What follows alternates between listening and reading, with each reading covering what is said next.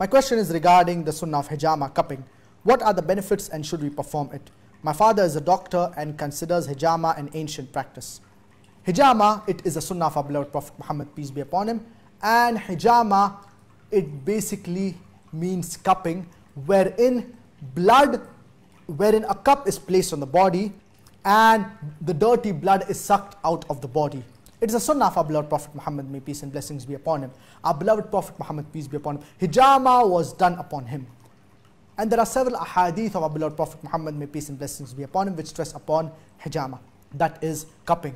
And this is an ancient practice. This was done by the Chinese. Previously, metal cups were used. Then later on, people started using cups of glass. Now, what are the medical benefits of hijama? It is an alternative treatment and it helps to reduce pain in the neck, pain in the legs, pain in the back, pain in the knees, pain in the arms. It also can help with people or individuals who have GI, gastrointestinal issues.